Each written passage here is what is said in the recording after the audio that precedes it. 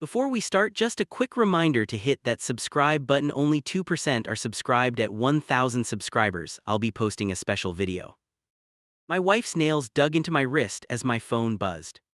I am Daniel and I was 32 that night. Her grip tightened with every contraction while the screen lit up again. The ringtone cut through her breathing and the monitor beeps. Turn it off, her jaw clenched and her eyes locked on me. Another wave hit and she crushed my arm against the rail. You are here with me, not with whoever that is. Her voice shook but the thread under it felt solid. I angled the phone so she could not see the name. My brother's contact flashed, then vanished when the call dropped. The second call came before I could breathe and think. I knew this was not casual and that scared me. I let it ring out while she panted and cursed.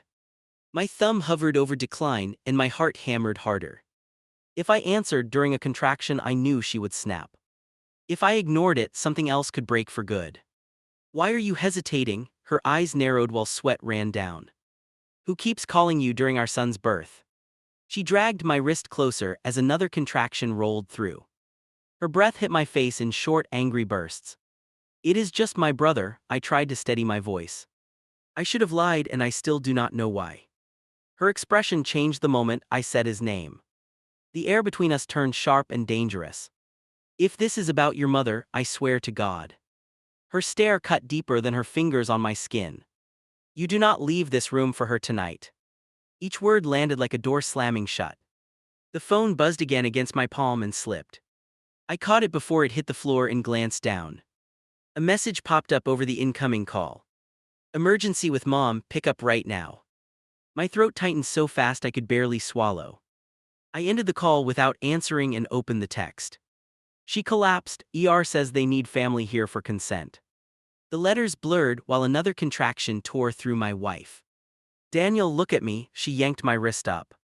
Put that away or get out, choose right now. Her words landed louder than her scream had moments before. The nurse looked over then turned back to the monitor. I locked the screen and slid the phone into my pocket. The vibration kept going and it felt like it burned. I could tell my brother was not stopping anytime soon. Each silence between rings felt worse than the ringing. They checked her and said she was not ready yet. Still a while to go, the nurse spoke in a brisk tone. My wife groaned and threw her head back against the pillow. She squeezed my hand again like she wanted to break bones. The door closed and we were alone for a moment. I pulled the phone out again and shielded it with my arm. More texts stacked under the first and I scrolled down. Doctors moving fast, they keep asking where you are. Another line came in while I stared at the screen. She keeps asking for you, I cannot answer her questions. My chest felt too tight for the air in that room. I knew this was the moment everything tilted. My wife watched my face, not the phone I held. You are somewhere else right now, her voice dropped low. Are you actually thinking about walking out on us? Her fingers dug into the blanket until her knuckles whitened. This is serious, my voice cracked and I hated it. I think something is really wrong with mom upstairs. I heard myself say it and heard the shift it caused. The word upstairs turned into a line across the floor. Her laugh came out short and harsh, almost a bark. Of course she picked tonight, of course she did. She turned her head away, then back, eyes blazing again. If you go to her, do not come back to me. The buzzing started again, a long, insistent vibration in my palm. I imagined my brother pacing near another set of doors. I imagined my mother asking where I was this time. I also imagined this woman in front of me alone. The nurse returned with another check and some quick instructions. She asked about pain and pressure and tried to sound cheerful. My wife answered with clipped words and refused to look at me. I felt like a stranger in my own life. How are you doing, Dad? The nurse squeezed my shoulder once. I almost laughed because the title did not feel real. Fine, it came out automatic, nothing like the truth. She nodded and focused on my wife again. When the door shut behind her, my wife spoke again. You asked for this family, you begged for this baby. She lifted her gaze slowly, full of fury and hurt. And now you are ready to run the first second. It is not running, I sounded weak even to myself. If they need me to sign something, I have to go. The logic sounded thin against the weight of her glare. She heard a betrayal and not a responsibility. You already know my answer, she shifted, teeth clenched. If you walk out that door, you are not my husband. She dragged my hand to her chest and pressed it there. Stay here and be a father or go be a so. And the words lodged in my head and have never fully left. I remember thinking there had to be another option. No one in that room offered one and I had none. Just two roles that suddenly felt impossible together. My phone buzzed again, then finally went quiet for a moment. The silence scared me more than the constant ringing had. I pictured my brother giving up, then remembered why he called. Quiet could mean relief or something final. I pulled up the latest message with my thumb shaking hard. Doctor says decision window closing, need you here now. No explanation after that, no softening line, just that. Now was a word I could never take back. I looked up and found my wife's eyes already waiting. She had seen enough on my face to read everything. Her breath hitched, and not from the contraction building again. This is your last chance to prove who comes first. Later I would replay that sentence over and over. I would hear the same 4 words in different orders. I would ask myself what first even meant in that moment. At the time, I only heard a door locking. Another contraction slammed through her, and she screamed my name. She pulled me closer, forehead pressing against mine in desperation. Do not leave me alone for this, please do not. The begging hurt more than the threats ever had. My brother's name flashed again at the top of the screen. This time I did not answer, I shut the phone down. The screen went black and the buzzing stopped instantly. I felt like I had just cut a wire in my chest. My wife watched that small movement with fierce concentration. You finally chose, she muttered between panting breaths. Her grip eased just a little as the contraction faded. I wished I believed I had actually chosen anything. I stayed at her side while time blurred around us. Nurses came and went, adjusting things and asking questions. I nodded when they looked at me, barely hearing instructions. Every minute felt stolen from somewhere else. Months later, when the dust settled and lawyers got involved, I would think back to this first decision, not the later ones. The night did not break in one dramatic scene. It broke right here, in the moment I powered off that phone. The next wave hit, and she slammed her heel into my hip. Focus on me, her fingers clawed for my arm again. If I see that phone, I swear I walk out. Her voice shook, but the threat felt steady enough to stand on. The staff checked her, quick hands and short sentences and no comfort. Still early, you are not quite there yet. My stomach tightened at those words because more time meant more choices.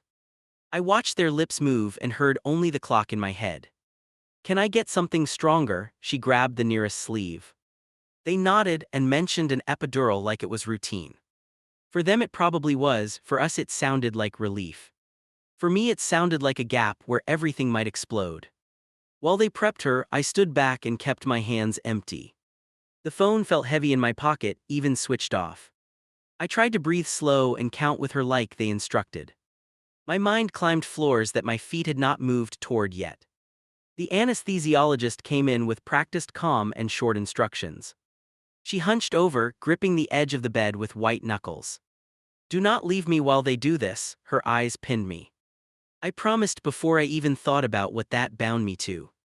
They finished and she eased onto her back, panting in shallow bursts. Give it a few minutes, it should help a lot. The staff moved away and her shoulders finally dropped a little. Mine did not, because my problem did not get any medicine. She stared at the ceiling and then turned her head slowly. You are still somewhere else, her voice came out flat now. Do not lie, I can tell when you disappear like that. I had no good answer that did not sound like a confession. I turned it off, I tapped my pocket like that proved loyalty. You watch me do it, it is not ringing anymore. You did that for you, not for us, her lip trembled. Admit you are hoping nothing important happens so you feel clean. She was right and I hated hearing it from her mouth. I hated that I needed the silence as much as she did. I hated that the quiet also meant something else upstairs. Every version of me in that moment disgusted the one watching. Her breaths deepened as the medication started to work through her. I cannot feel as much now, she flexed her toes a little. Her eyelids drooped and her fingers loosened around the blanket. If you sneak out while I sleep, do not come back. She drifted in and out, mumbling fractured thoughts and old fears. Sometimes she muttered our son's name, sometimes my mother's. I stood there listening, caught between both without moving an inch. Every slurred word sounded like a verdict I had not read yet. When her breathing finally settled, I stepped toward the door.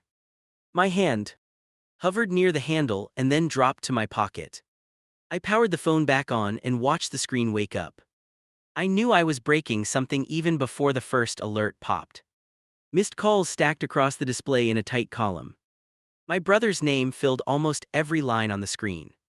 New texts rushed in as soon as the signal returned.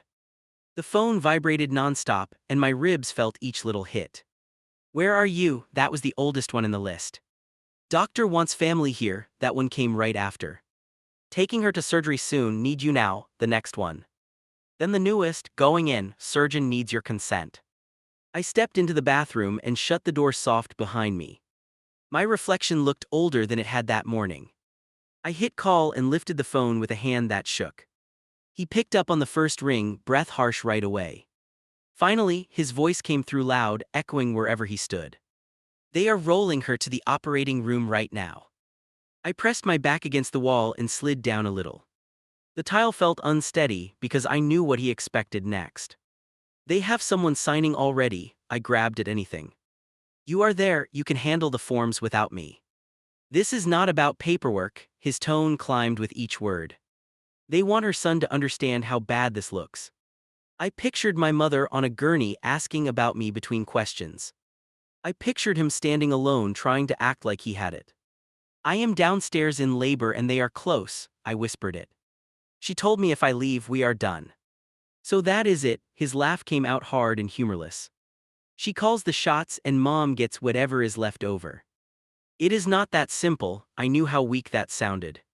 My hand covered my eyes because I did not want to see myself. There is a chance she does not make it through this. He let that sentence hang long enough to punch straight through me. If she dies while you are playing perfect husband, remember this call. My grip tightened until the phone creaked against my fingers. Silence rushed in between us and made the line louder. I cannot be in two places, it was the dumbest truth. You want me to pick and then live with it forever. I already knew that was exactly what he wanted. Pick the person who may not have another night, idiot. His voice cracked on the last word and then steadied again. If you do not come up, I will have to tell her why. He did not need to say how that picture would look. I ended the call before I lost the nerve to move. The phone screen blurred as another notification slid over it. Surgeon is ready to talk, this cannot wait. They were not just talking about her surgery anymore, and I felt it. I splashed water on my face and dried it with my sleeve. My heart pounded so loud I was sure she would hear it outside. I opened the door and stepped back into the room slowly. Her eyes were open again and fixed straight on me. Where did you go? Her voice was soft now, almost calm. I lifted my empty hands like that proved anything at all. Bathroom. I did not leave the floor, it came out shaky. I could tell by her face that answer bought me nothing. Her sister had arrived while I was gone and stood near the chair. She crossed her arms when she saw the phone in my grip. You are really doing this today, her mouth curled as she spoke. You could not wait one night to chase after your mother. This is not chasing, my jaw clenched hard enough to hurt. She is in an emergency upstairs, they need family there. Her sister snorted and rolled her eyes toward the ceiling. Convenient how that always lines up with our crises. The nurse stepped in, checked some numbers, and adjusted settings quickly. Progress is slow but moving, she gave us a practiced encouragement. You both should try to rest while you can. Rest sounded like a joke in a room full of ultimatums. As soon as the nurse left, her sister leaned closer to the bed. If he walks out, you come stay with me after. The words were not whispered, they were meant for my ears. They sounded like instructions she had been waiting to use. My wife stared at the ceiling again and blinked hard. I heard him on the phone, her voice cracked once. I know who that was and I know what it means. She turned her head toward me and did not blink this time. I am not giving birth alone while you run upstairs. Every syllable landed with the same weight as a signature. If you leave this room before our son is here, we are finished. The final word sat between us like something heavy and sharp. Her sister nodded like they had already talked through this plan. She is not bluffing, do not think you can fix it later. I glanced at the door and imagined the hallway beyond it. The distance between here and there never felt longer in my life. My phone buzzed again and I flinched at the vibration. A new text appeared from my brother with no greeting. Surgeon waiting, they can delay a little, not much. Not much echoed louder than any threat in that room. I held the device in both palms like it might explode. One screen showed me the mother who raised me under a knife. The other side of the room showed the child I had not met yet. Every breath I took felt like borrowing time from someone. Her eyes followed the movement of my thumb toward the messages. Turn that off or walk out for good, her lip trembled again. No halfway this time, you do not get to hover. She wiped her face with the back of her hand, furious at the tears. I powered the volume down but could not bring myself to shut it off. The silence in the room stretched while we watched each other. My brother's final text arrived and lit up the dark screen. If you choose not to come, that is still a choice. I stood at the foot of the bed and tried to breathe normally. The door waited behind me, the phone burned in my pocket again. Upstairs a surgeon checked a clock and downstairs my son inched closer. I wrapped my fingers around the handle and did not push yet. I twisted the handle and her fingers clamped around my wrist. Do it and you lose us, her grip sharpened on my skin. She pulled my hand back to the rail and held it there. I could feel my own pulse hammering against her knuckles. Her sister shifted closer, ready to drag me in either direction. You heard her, arms folded, eyes hard, voice steady and cold. This is your line, cross it and you are on your own. They watched me like I was already halfway out the door. A nurse rushed in and checked the screen above the bed. Heartbeat dipped a little, we need you to focus. She adjusted a few things, then glanced at me with a warning. Stay where she can see you, it calms patients down. That sentence hit almost as hard as the threats from my family. I stayed near her knee, hand trapped under her fingers. Another sharp wave rolled through her body and she groaned. Her head jerked toward me like I was the only anchor left. I am serious, her voice broke but the words landed clear. I will not forget who walked away when I needed him. She dragged my hand to her chest and held it there. If you want to be our partner, stand right here. Inside my pocket the phone lit up again in silent mode. I felt the faint movement against my leg like a tiny shove. My brother had stopped calling and moved to shorter messages. Each one flashed across my mind without even seeing the screen. The nurse announced numbers that only half made sense to me. Almost ready, things are finally speeding up. She smiled for my wife, then shot me a quick look. To her, I was just the father drifting toward the hallway. I could not tell them that another team wanted me upstairs. I could not say a surgeon was staring at a clock. Down here my job looked straightforward and obvious. Up there my absence looked like abandonment with paperwork attached. Her sister leaned over the rail and stroked her hair. You are doing amazing, stay with it, we are right here. She emphasized we and left no space for me in it. I felt myself sliding into the corner of my own life. Another wave hit and my wife dug her nails into my forearm. You are not leaving me for that woman again. She gasped the words, then sucked in air and pushed. The sound that followed was half scream, half plea. The speaker on the monitor crackled and the nurse frowned. Heart rate is a little unpredictable, we need to move faster. She called for the doctor and more staff filled the space. Everything around us tightened like a net closing in. On a scale from 1 to 10, how much pressure? The doctor positioned himself, already pulling on gloves. 9, she bit the word out and grabbed the rail again. Her eyes shut but her hand refused to let mine go. You will start pushing with every contraction now. The doctor spoke quickly, already focused between her knees. This could take a while or could surprise us. He did not realize those were the worst possible options for me. The phone trembled again against my thigh, and I could not ignore it. While everyone stared at the doctor and the screen, I stepped back. I pulled it out low, close to my leg, away from their eyes. One new notification sat alone like a final warning. Rolling her in, this is last call for you. No greeting, no detail, just that short, sharp line. My thumb hovered over call, then over reply, then over nothing. My hand started to sweat and the device almost slipped. My wife caught the movement anyway and her head snapped toward me. You are still choosing her, her voice came out hoarse and raw. Even now, while our child fights to get here. She laughed once, hollow and stunned, then winced as another wave built. The doctor counted while she pushed and the room roared. I stood fixed in place, completely useless, just breathing and staring. This was supposed to be the moment I had imagined for months. Instead, I was watching myself from somewhere far away. She finished the push and sagged back, chest rising in sharp pulls. Look at me, her hand groped until it found my wrist again. If you walk off that floor, do not ever call this your home. Her eyes held mine long enough for the threat to embed itself. Her sister nodded like a judge, confirming the sentence. You heard her, no third chances, no excuses later.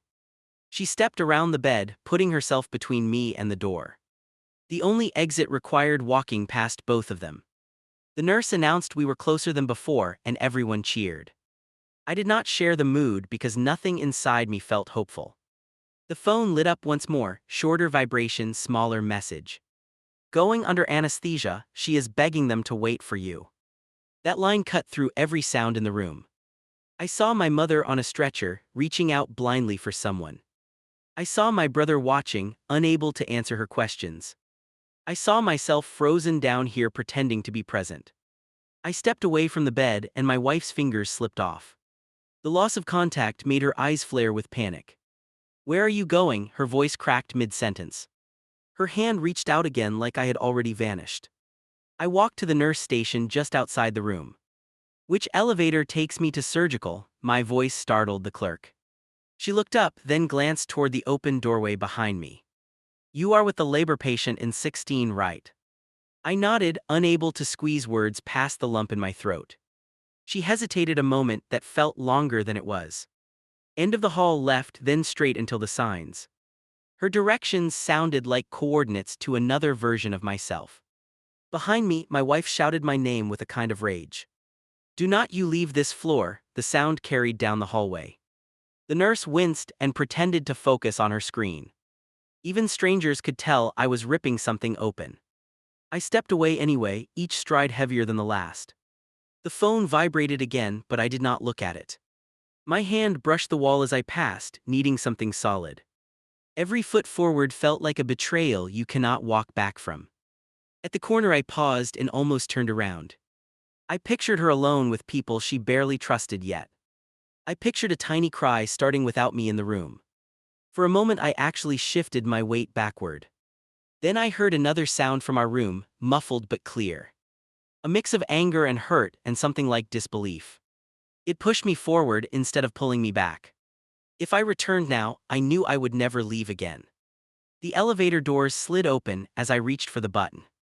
An orderly inside glanced at my wristband and raised an eyebrow. Up or down, his thumb hovered over the panel. I swallowed hard enough to feel it in my ears. Surgery level, the words scraped out of me.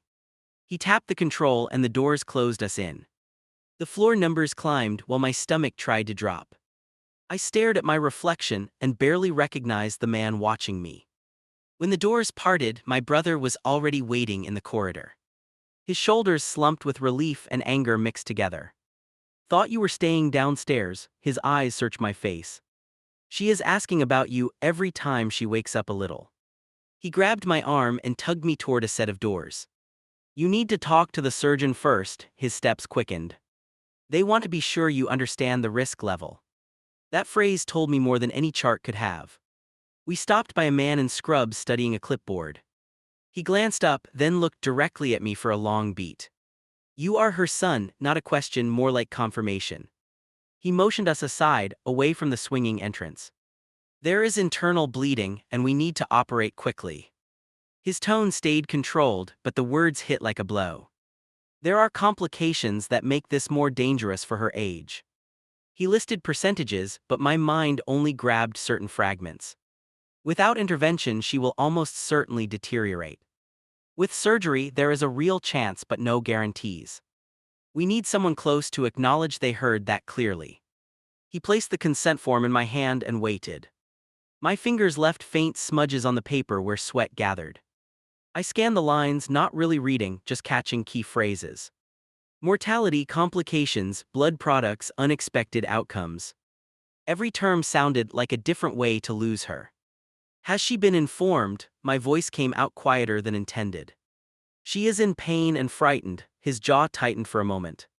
We explained as much as she could handle. She asked for you. He watched me like he already knew there was more to this story. My brother shifted beside me, impatience leaking through his stance. Just sign it, they are wasting operating time right now. He looked back at the doors in case someone yelled at us. The urgency in his eyes matched the countdown in my chest. I took the pen and paused before touching the page. Downstairs, another team urged my wife to push harder. Up here, this signature might be the last thing my mother got from me. No choice felt decent, only degrees of future regret. I pressed the pen down and wrote my name on the line.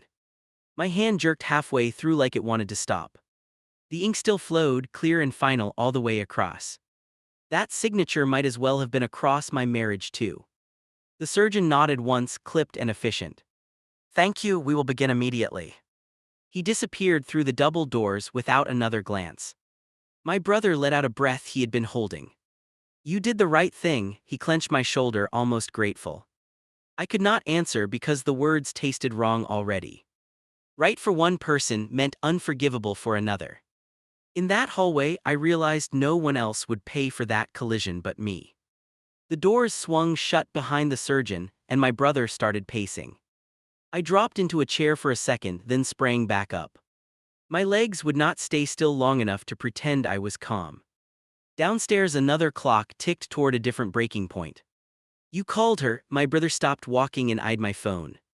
I checked the screen and saw no service for a moment. I tried earlier. My thumb hovered over my wife's name. The little signal icon returned and my excuses disappeared. He folded his arms and watched me struggle with a simple touch. You need to tell her something before rumors fill the gap. His tone carried more warning than concern, and he was right. Silence never stays neutral in families like ours. I opened a new message and stared at the empty line. Anything I wrote would expose where I stood right now. Mom in emergency surgery. I signed I will come back. I added nothing else, then hit send before I chickened out. The reply came faster than I was ready for. Upstairs, wow, just 2 words and a dot at the end. No question, no insult, just that short, stunned jab. Those 3 characters hurt more than a paragraph ever could. She answer. My brother leaned over my shoulder, uninvited and tense. I tilted the screen away, protective even while drowning in guilt. She knows I am here. My voice sounded burned out and flat. He nodded once and resumed pacing near the hallway corner. We fell into a rhythm of waiting that felt like punishment. He counted every person who went through the operating doors. I checked my phone battery, then the time, then the messages. My mind ran the stairwell between 2 floors without moving. At some point, a nurse approached with a clipboard and tired expression. For the patient in OR3, we need contact numbers again. I gave mine and hesitated a split second before listing my wife's.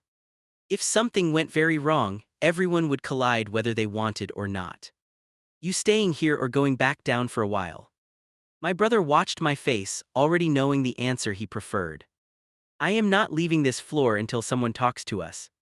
The words came out firm, but only about one of my families. Another buzz from my pocket cut through the hallway noise. I hoped for good news from the surgical team and checked quickly. It was her sister instead, name glowing like a warning siren.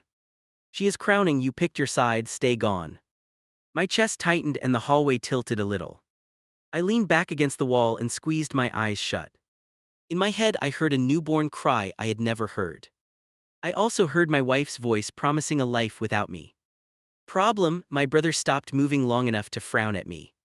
They are pushing down there. I slipped the phone back away. His eyes widened, then narrowed as he did the math. So both turning points are happening at once, perfect. He lowered himself into the chair across from me and sighed. You cannot split yourself, man, nobody could handle this right. His attempt at comfort bounced off the knot in my stomach. I knew the future version of me would judge anyway. The minutes blurred until the doors opened and a nurse appeared. Her gaze scanned the hallway and landed on us immediately. Family for Ms., she named my mother with careful pronunciation. We both jumped up like someone had pulled strings attached to us. She made it through the procedure, relief rushed in before details. The nurse lifted a hand to slow us, then continued. There were complications, but the surgeon is optimistic for now. Optimistic hung in the air with a weight I could feel. Can we see her? My brother stepped forward, already halfway there. In a bit, she is still under close monitoring. The nurse checked something on her board and then met my eyes. You should know, she keeps mumbling for her son between sedation waves. My throat closed and I struggled to swallow anything. Is she in pain? That was the only question I found. We are managing discomfort. She is confused and frightened. The nurse softened a little. You being here will help. I nodded, though my head felt like it might float off. Down one level, another person cried for me in a different way. Up here, my absence already had a body count in her mind. No matter where I walked, someone would call it betrayal. The nurse pointed toward a side area where we could wait. Surgeon will speak to you both soon with more specifics. We followed, steps slow now that the crisis had shifted form. Sudden danger had changed into a long, uncertain road. My phone lit again as we sat, and I finally checked. A new message from my wife's number appeared on the screen. Not just text this time, but an attached photo thumbnail. My heart lurched as I tapped it open with shaking hands. Our son looked back at me from that grainy image. Tiny face, crumpled features, mouth wide in a fresh cry. A blue hospital cap covered most of his head. He was wrapped tight in a patterned blanket I did not recognize. Below the picture, one line weighted like a punch. He arrived without you, do not come into this room. No greeting, no timestamp, nothing extra at all. The absence of emojis made it feel like a legal notice. My brother leaned over again before I could hide the screen. That him, his voice dropped, awed despite everything swirling around us. I turned the phone so he could see, because I could not stop. Yeah, that is my kid who did not see me first. He stared a few seconds, then exhaled painfully. You can still fix that, you can go down after. His optimism felt naive and cruel at the same time. He had not read the second sentence like I had. I put the phone face down on my leg and rubbed my eyes. In that moment, joy and grief collided so hard I felt dizzy. I had wanted to be there for his first breath. Instead, I was upstairs learning how surgeons talked about survival chances. The surgeon appeared again, mask off this time, features drawn tight. He sat across from us and folded his hands together. The operation addressed the bleeding, and we controlled the worst areas. He paused, giving us room to breathe before the other side landed. But her heart struggled at points, and recovery will be rough. He described machines, medications, possible setbacks, possible improvements.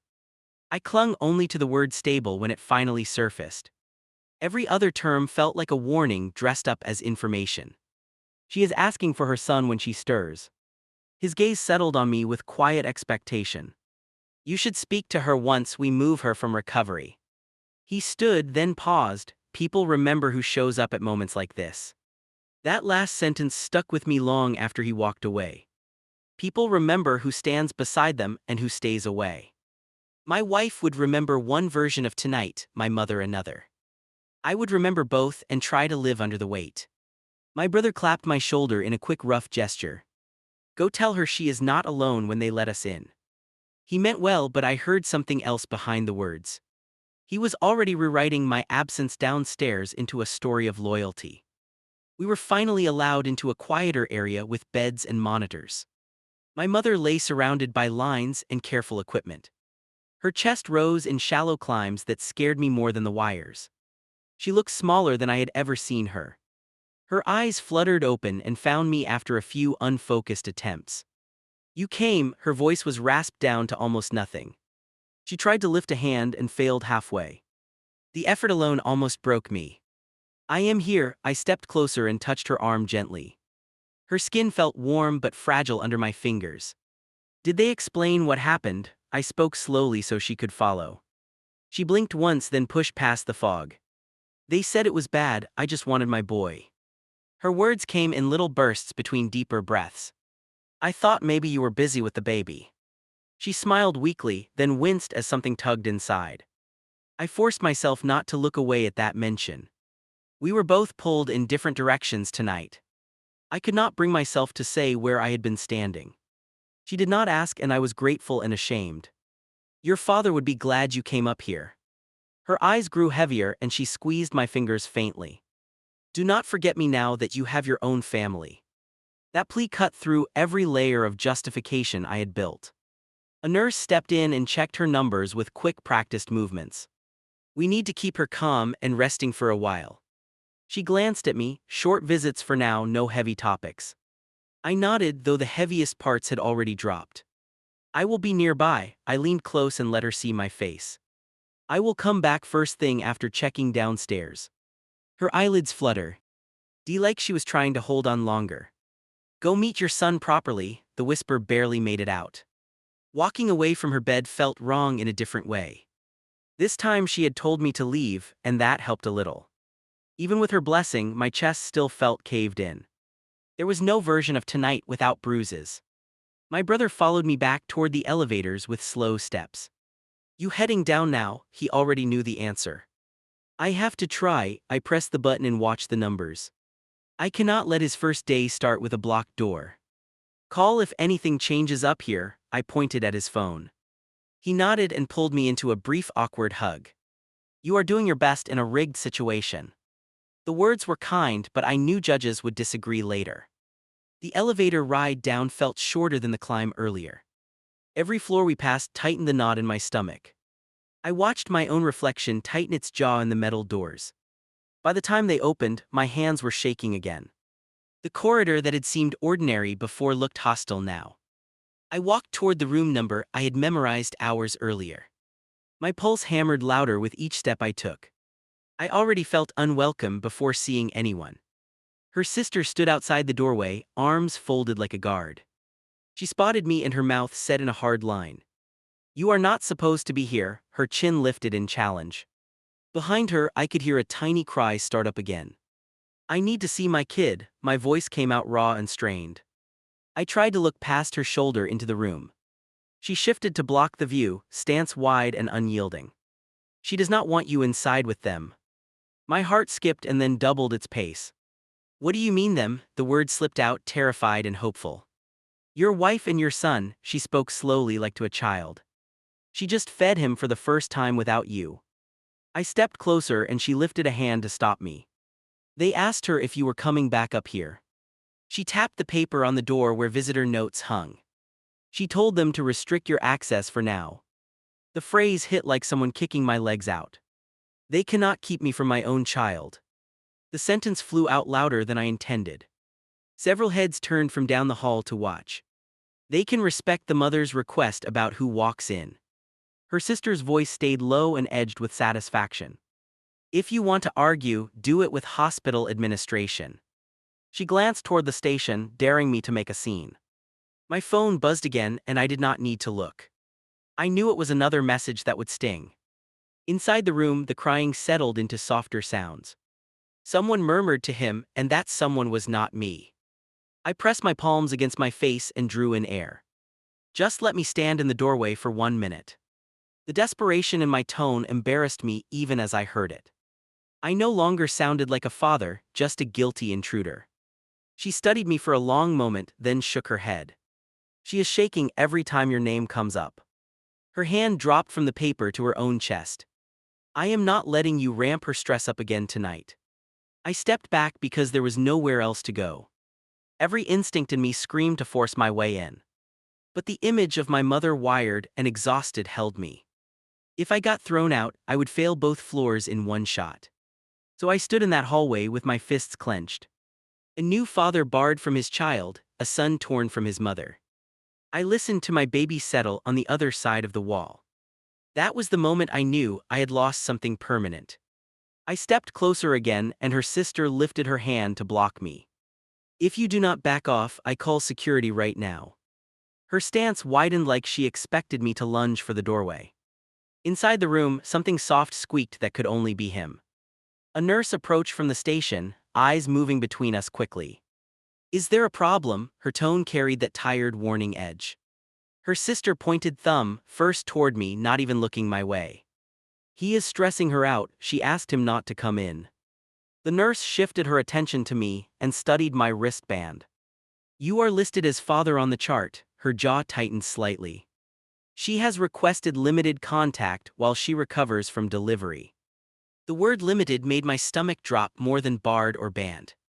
I am not yelling, I just want to see my child. I forced my hands down so they did not look threatening. I will stand in a corner, I will not talk. I would have crawled if that is what it took. The nurse lowered her voice as another staff member passed. New moms crash fast when they feel under attack. She glanced through the narrow gap into the room. Her heart rate spiked after that last message from you. I looked at the note taped outside, my name underlined twice. Someone had scribbled next to it in rushed handwriting. No visits from partner without patient consent. The letters swam for a second and then snapped back into focus. So that is it, my voice sounded hoarse even to me. She decides in 1 hour that I am not allowed near him. The nurse exhaled slowly and folded her arms across her chest. Hospital policy prioritizes whoever just gave birth over everyone else. Her sister folded the paper up and pressed it flat again. If you care about the baby, walk away before she crashes. The fact that she used that card before I could hurt. It worked because there was finally no move that did not damage someone. I stepped backward until my shoulders touched the opposite wall. The nurse watched my feet, making sure I was increasing distance. Come back in the morning, she softened slightly on that line. Maybe she calms down, maybe she reconsiders seeing you then. Inside, my son whimpered and then quieted under someone else's voice. I tried to place every sound, every shift, every pause. The door stayed shut and the room stayed off limits. I stood there long enough for my legs to ache. Eventually, my body gave up before my brain did. I turned toward the elevator with that same sick, floaty feeling. No one stopped me, which somehow felt even worse. I walked away hearing the echo of a newborn I had not touched. Upstairs, my brother sat slumped outside the ward, half asleep. He jerked awake when I dropped into the chair beside him. How did it go down there? He rubbed his face once. My silence answered him faster than words ever could. They blocked you, he leaned forward, elbows on his knees. I nodded and stared at the floor tiles between my shoes.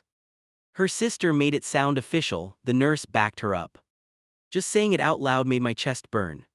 He swore under his breath and scrubbed a hand over his jaw. This whole night feels cursed, he leaned back and looked up. Mom S. Irvive's a high-risk operation, your kid arrives alive, still brutal. The mix of good and bad made it harder, not easier. My phone buzzed and I grabbed it like a reflex. Another picture from the room I had just left. This time my son rested against her chest, eyes squeezed shut. Her hospital bracelet wrapped around his tiny wrist like proof. Under the image, a new line waited without greeting. You missed the first time he heard my voice alone. No insult, no swear word, just that precise knife twist. She knew exactly where to hit without raising her volume. I started typing and erased everything twice.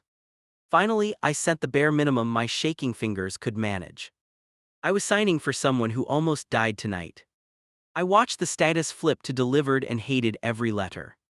The answer came after a longer pause that felt like hours. Your choice, remember it when he asks where you were. The future tense in that message hit harder than the rest. She already pictured herself explaining the story without me. At some point, a nurse waved us back into the step-down unit. My mother slept under a web of lines and careful machines. Her breathing sounded steadier than before but still fragile. I stood by the rail and felt like I had aged decades. My brother stepped aside to give us space and lowered his voice. Go home for a few hours, you look wrecked. The idea of home felt foreign and strange in my head. That place held a crib and tiny clothes waiting for chaos. I do not know where I am allowed right now. I kept my words quiet so they did not disturb her. Downstairs I am shut out, up here I am needed. Saying it made the imbalance even clearer. We took turns napping in uncomfortable chairs until morning. Staff moved around us with that tired, efficient rhythm. I woke to daylight through the narrow window and a stiff neck. My phone showed a list of new notifications stacked in rows. There was a message from the hospital number first. Please report to patient relations before entering maternity again. I read it twice, then looked at my brother in disbelief. He raised his brows like he expected exactly this development. Looks like they want to mediate your circus, he stretched his arms. Go down there before trying the room again. His tone was almost sympathetic now that things had turned official. Formal steps meant this was no longer just a family fight. On the way down, my mind replayed every heated word. By the time I reached the office door, my stomach churned. A staffer in a badge waved me into a small meeting space. 2 chairs faced a low table with papers already laid out. Thank you for coming quickly, she gestured for me to sit. We have received conflicting requests regarding bedside access. Her voice stayed neutral in a practiced calm that felt rehearsed. Neutral never meant neutral in rooms like this. She has expressed fear about your presence escalating her stress. The word fear made my jaw tighten and my hands twitch. She delivered during high emotional strain and needs stability. The staffer paused, probably waiting for me to argue. I stared at the table instead and forced myself to breathe. I raised my voice in the hallway when they blocked me. It tasted awful to admit that part out loud. That is as far as it went. She made a brief note on a form, pen moving quickly. Have you threatened her verbally at any point recently? The question landed like I was on trial already. I shook my head, then realized I needed actual words. No, we argued, we both said ugly things, no threats. I could still hear her ultimatum echoing under my answer. To me it was a line, to them it might sound like something else. Every memory tonight carried 2 interpretations now. She has asked for a temporary no contact while inpatient. The staffer kept her gaze level, almost apologetic, almost relieved. For you, that means no entering her room without a chaperone. The word temporary did little to calm the pounding in my ribs. What about my son? My throat tightened around the word. Am I barred from looking at him through the nursery window? If they took that away, I did not know what was left. I braced for another policy wall to hit. She hesitated and checked something on the chart in front of her. She has not restricted you from observing him from public areas. My shoulders dropped a fraction, not quite relief, not quite defeat. You may not hold or feed him unless she approves. The difference between seeing and touching never felt wider. It turned me into a stranger with matching DNA. I will take whatever I can get today. It sounded small, but it was honest. She slid a paper across the table with highlighted sections. This outlines expectations until discharge, please review. The document described boundaries where my name once meant access. It lacked emotion, which somehow made it crueler. At the bottom, a line waited for M. Why signature again? I stared at it longer than I had the surgical consent. Not signing meant a different type of confrontation with security. Signing meant agreeing I might be harmful to my own family. In the end, I signed because every other door seemed worse. The pen felt heavier with every stroke of my name. The staffer gathered the forms and thanked me for cooperating. My cooperation felt a lot like surrender. I went straight to the nursery, viewing pain after leaving. A nurse inside pointed to each baby as visitors watched. I scanned the bassinets until I found the bracelet with our last name. My chest ached in a sharp new way when my eyes landed on him. He squirmed in his swaddle and worked his mouth in tiny motions. One fist escaped and waved aimlessly near his cheek. A hospital tag circled his ankle, connecting him to paperwork and me. That flimsy band held more proof of our link than anything I could say. I lifted my hand without thinking and rested it against the glass. He shifted as if reacting, though I knew it was random. Still, for half a second I pretended he recognized something. That half second kept me standing upright. A nurse inside caught my gaze and walked toward the door. She stepped out and pulled it nearly closed behind her. You the father of that little guy in Bay 4? Her expression was curious, not hostile. Yeah, the word stuck, then forced its way out. I am not allowed to hold him yet. I searched her face for any sign of judgment. She just nodded slowly, absorbing more than I said. Sometimes parents need a pause before they find a rhythm. She leaned against the wall, hands tucked into her pockets. If she softens later, it will help that you showed up anyway. Her calm made it easier to stay planted there. I stayed until a shift change pushed everyone away for rounds. Even then I walked backward, trying to keep him in sight longer. When the doors closed, the space in front of me felt empty. I had never felt so close and so distant at the same time. Upstairs, my mother dozed and woke in short stretches. Each time I checked on her, she asked one question. Have you held him yet? Her eyes brightened each time. Each time I did not have the heart to answer truthfully. After a while, I stopped going into details at all. I saw him, that was the only thing I gave her. It was true, just not the truth she wanted. Those half-answers built their own kind of trap. By afternoon, a different staffer from social services requested a meeting. We recommend a joint conversation before discharge if conflict stays high. She spoke gently, eyes flicking to my file as she talked. Especially with a newborn involved and extended family tension. Is she willing to sit in the same room right now? I doubted it, but I needed to hear it from someone. She agreed with conditions. Her sister will accompany her. Conditions had turned into the theme of the entire day. They scheduled the session for the next morning before paperwork. One more night to lie awake in a chair thinking about everything. One more night with my son close enough to hear if he wailed. One more night officially listed as a risk to my own household.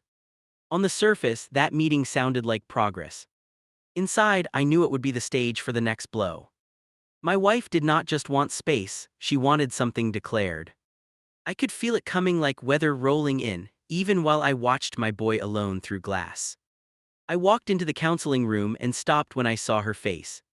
She held our son against her chest with both arms locked. Her sister planted herself beside the chair like a bodyguard. A folder sat on the table between us like a loaded weapon.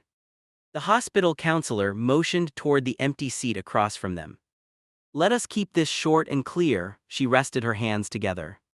No shouting, no swearing, no threats, we focus on the baby. The baby let out a small grunt right then, like he understood. I sat down and kept my palms open on my knees. My wife refused to meet my eyes for a long count. She kissed our son's forehead, then finally looked straight at me. Nothing in that stare resembled the person who once trusted me. You already know why we are here, her voice scratched on the edges. You walked away from me in labor to be somewhere else. Her fingers adjusted the blanket around our son with jerky movements. I will not pretend we are equal parents after that. The counselor glanced at me, then back to her. Tell him what you need to feel safe leaving the hospital. My wife took a breath that shook all the way out. I need proof he will not drag our child into her drama. Her sister leaned forward, elbow on her knee. Spell it out for him, she flicked her hand toward the folder. He acts confused every time anyone mentions boundaries. I watched her hand tremble despite the confidence in her voice. My wife slid a printed page across the table. Without comment. At the top in neat letters, someone had typed conditions. Halfway down, one line jumped out like it was bolded. No contact between child and paternal grandmother until reviewed by therapist. I looked up and found my wife's gaze already waiting. She uses illness to control you, her jaw clenched around the words. You chose her bed over my delivery room when things got hard. She shifted our son higher, almost shielding him with her body. She did not fake an emergency upstairs last night. My voice came out rough and the counselor lifted a hand. We talk one at a time, the reminder landed like a tap. Let her finish her list before you respond. My wife swallowed and read from the page without lowering it. You can see him at our place at first, not alone. Her mouth tightened, my sister or another adult will be present. She let that sink in before moving on. You will not bring him to her house, not once. She lifted her eyes again, daring me to argue. You will not take pictures of them together and post them anywhere. Every rule aimed straight at the woman upstairs who had begged for me. The counselor turned toward me slightly. Do you understand what she is asking for right now? I understood too well, that was the problem. These were not suggestions, this was a leash. I understand she is trying to erase my mother from his life. I kept my tone even, though my throat wanted to tear. I understand she is using the worst night of my life as proof. My fingers dug into my own knees to keep from hitting the table. Her sister let out a low, disbelieving noise and shook her head. You are unbelievable, she looked at the counselor instead of me. He keeps centering his mom when we talk about the baby. The counselor jotted something down that I wanted to rip up. Both of you are grieving different things, the counselor said carefully. This is raw, no one will sound fair right now. She folded her notepad closed and set it aside. Let us focus on decisions you can actually follow through on. She turned fully toward me. Can you agree to supervised visits for the first weeks? The word weeks made my stomach twist. Can you avoid exposing your son to additional stress while everyone adjusts? I could have nodded and bought myself time. I still wonder how different everything would look if I had. Instead, something inside finally stopped bending. This was where the line shifted in my head. I will not sign away his right to know her. I pushed the paper gently back toward the middle. I can delay visits until she is stronger and stable. But banning their relationship from the start, I cannot do that. My wife's face went still in a way that scared me. She tucked our son's tiny hand back under the blanket. So that is your priority, not me, not him, her. Each word dropped like a stone between us. That is not what I said, heat rose up my neck. I am willing to go slow, I am willing to compromise. I pointed at the line about permanent restriction. I am not willing to pretend she is dead while she is still breathing. Our son squirmed and let out a small frustrated cry. My wife bounced her leg gently, shushing him under her breath. You already chose whose bedside mattered more, she whispered. I am just making sure you cannot rewrite it later. The counselor leaned in, voice softer but firm. Is there any version of this where you accept temporary distance only? She aimed the question at both of us like a lifeline. Neither of us reached for it. My wife shook her head first. I will not put myself through years of this tug of war. Her fingers smoothed the blanket again, over and over. He can have one home that puts him first or constant chaos. I answered after her because the truth would not move. I cannot promise to treat my mother like a contagion. My hands opened and closed on my legs. I will not raise him to think loyalty is a mistake. Her sister stood abruptly, chair legs scraping the floor. You heard him, her eyes flashed at the counselor. He cannot even say the word boundary without making himself a martyr. She reached for the diaper bag like she had been waiting. The counselor tried one more time. Maybe we discuss structure at home instead, not everything today. She glanced at the clock, then back at us. Getting through discharge safely is the first step. My wife looked at our son instead of anyone else. When she finally spoke, her voice sounded tired more than angry. I am not going back to that house with him. The him in that sentence was me, not the baby. My chest went cold in a way that had nothing to do with fear. You are talking about moving out before we even bring him home. It should have sounded impossible after what we had just survived. Instead, it landed like something she had rehearsed alone. I am talking about survival, she adjusted her grip on our son. I cannot live where I am constantly compared to your mother. She looked at the counselor. Can social work help with emergency housing? She did not ask me if we could work anything out. The counselor exhaled slowly, then nodded once. There are programs that can offer short-term support for postpartum patients. She reached for a brochure in her folder. That movement made the decision feel stamped. I pushed my chair back and stood before I exploded.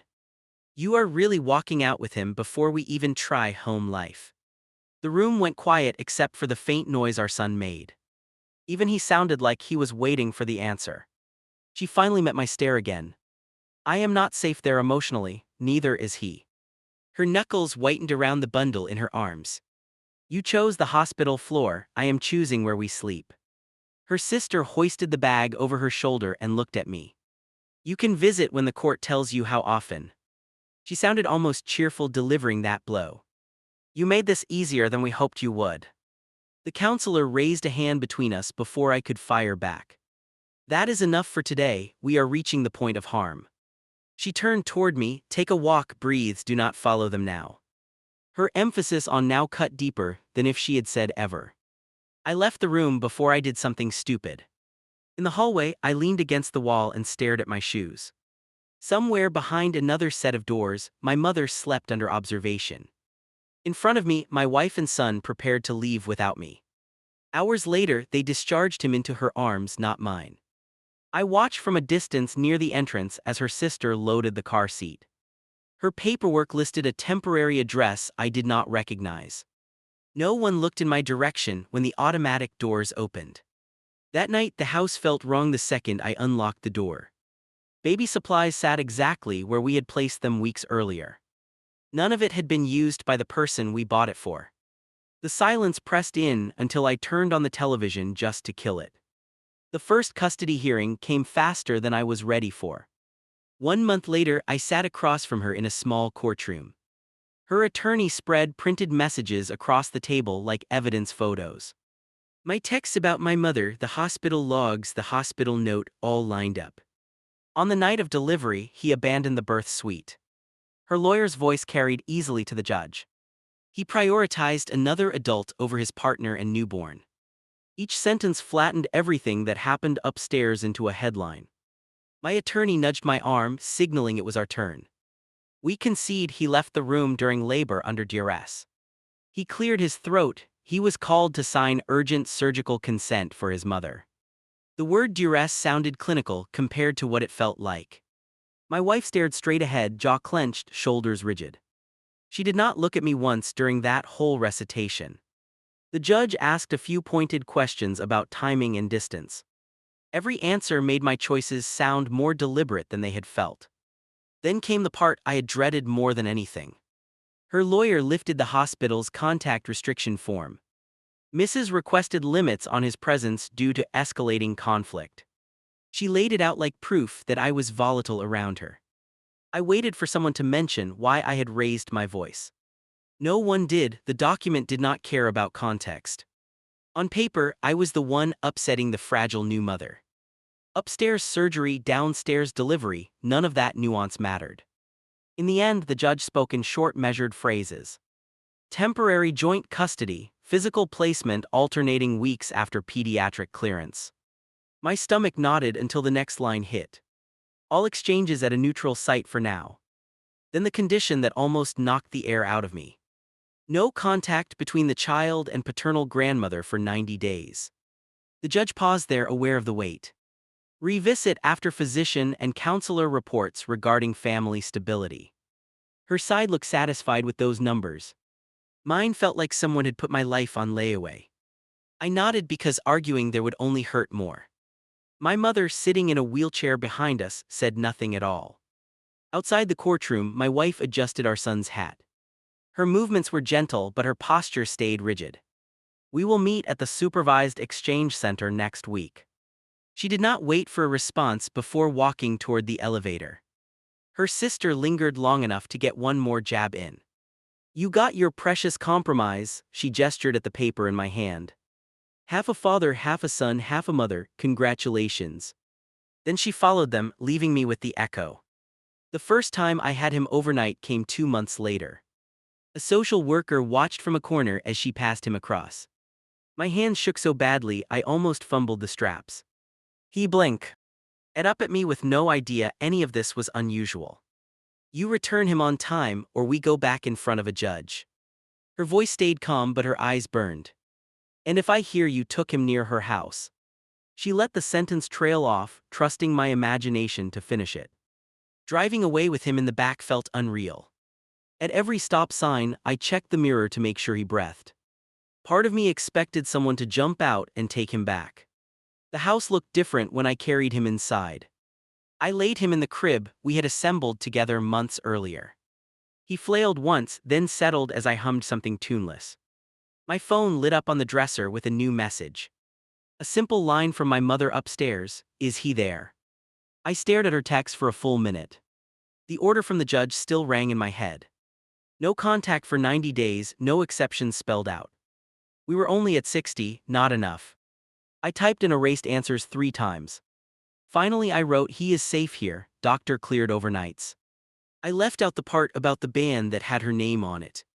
It felt like treason either way. She replied with 3 words that broke me again. I will wait, that was all.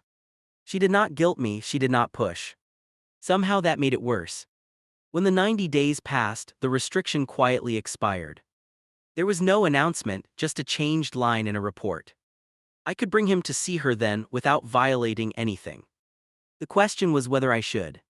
By then my son recognized my face and my voice. He laughed when I made stupid sounds while changing diapers. He yanked my hair when I lifted him too high. He trusted me, which made every choice heavier. The first time I carried him into her room, my heart pounded. She sat propped against pillows, hands folded empty in her lap. When she saw the carrier, her eyes filled before I spoke. "Is that my grandson?" Her fingers twitched like they were reaching already. I hesitated at the threshold, hearing my ex in my head. "She uses illness to control you," that accusation still lingered. I looked at my son, then at the woman waiting. Both of them expected something from me, neither knew what happened between us. "Come meet him," I finally managed, voice shaking. I set the carrier near her and unbuckled the straps carefully. He kicked and made a small curious sound at the new face. My mother's hands hovered, afraid to touch without permission. "You can hold him." I lifted my son and placed him in her arms. She cradled him like something sacred, shoulders trembling. "Hello, little man," her whisper cracked in the middle. "You have your father's stubborn brow." I almost laughed and almost cried at the same time. The moment was sweet and brutal in equal measure. I knew somewhere my ex would frame this as betrayal. I did it anyway, and that choice still follows me. She found out a week later. Her cousin had posted a photo from a quick visit. My mother in bed, my son on her lap, me beside them. No one tagged her, but the internet rarely keeps secrets. The message storm started that night while I rocked him. "Unbelievable, you broke the first real boundary I ever asked for. Do not talk to me about trust ever again." Each line flashed across the screen like a slammed door. I stared at the phone and did not answer right away. My son chewed on my knuckle, completely unaware. In that quiet living room, I felt the old split again. One floor, another floor, one bed, another bed. Eventually, I typed back 3 words of my own. I chose both, it was the only thing that felt honest. I set the phone aside and kept rocking him. The replies came in, but I did not open them. Months passed and the custody schedule hardened into routine. 1 week he slept at my place, 1 week at hers. We traded him through a small office with cameras in corners. Smiles for him, frozen civility for each other. She never moved back into our house. Instead, she built a different life piece by piece. New jobs, new apartment, new people around our boy. I watched from my side of the schedule, half inside, half outside. My mother improved slowly, then hit a plateau. On my weeks, she read him storybooks from her chair. He learned to tug her sleeve when he wanted another one. Those nights looked almost normal, which made exchanges harder. Every few months, we sat across from each other in mediation. She would push for tighter rules about my mother. I would push for more flexibility with holidays and visits. The professionals tried to carve order out of chaos. Once, during one of those sessions, the mediator asked a simple question. "If he ever asks about that night, what will you both say?" The room went still, even the air seemed to wait. For the first time in a long time, we both looked scared. "I will tell him." His father walked out while I was pushing. Her hands clenched together on the table. "I will tell him I brought him into the world alone." She did not look at me when she said it. "I will tell him his grandmother almost died that same hour." My voice came out low but steady. "I will tell him I did not know how to split myself." I did not add that I still do not. The mediator studied us for a long moment. "Children eventually see more than one angle," she said quietly. "They also notice who keeps showing up for them." That line stuck with me long after the meeting ended. Now, years later, my life runs on shared calendars and alarms. Every pickup, every drop-off, every appointment. My fridge has more court-stamped schedules than photos. I keep them there so I do not mess up again. On my weeks, my son builds forts in the living room. My mother watches from her chair and gives advice on pillow placement.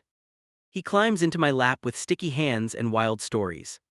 I tuck him in and listen to him breathe, still amazed he exists. On her weeks, I sleep badly and check my phone too much. Sometimes she sends a picture from a trip or school event.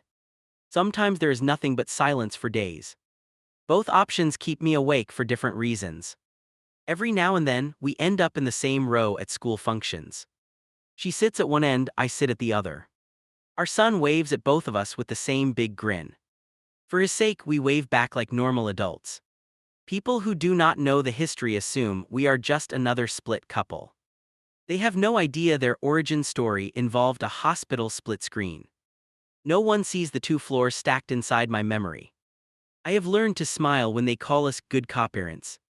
When my son falls asleep at my place, I pause in the hallway. His door on one side, my mother's on the other. 2 breaths, 2 people, 2 kinds of responsibility. I stand between them longer than I need to. Sometimes I picture a version of that night where I stayed downstairs. Sometimes I imagine the one where I never left upstairs. In neither version do I get to keep everyone. That knowledge has settled into my bones like permanent weight. People online love clean verdicts when they hear pieces of this story. Team wife, team mom, you are the villain. They throw their judgments around like they cost nothing. They did not stand in that hallway with 2 emergencies. I do not tell my son everything yet. He knows he was born on a hectic night. He knows his grandmother was in the hospital at the same time. He does not know what doors closed while others opened. One day he will ask why his parents live in separate homes. He will ask why his grandmother's eyes water when the date comes around. He will ask where I was in those first photos. I will have to answer in a way I can live with. Until then, this is what I hold on to. When he is at my table eating cereal, I am there. When he trips in the yard and runs inside crying, I am there. When he whispers that he loves both his mom and his grandma, I tell him I do too. I still do not know if I chose right that night. I do know I keep choosing them now, every time the calendar flips. Some people think that should be enough to fix everything.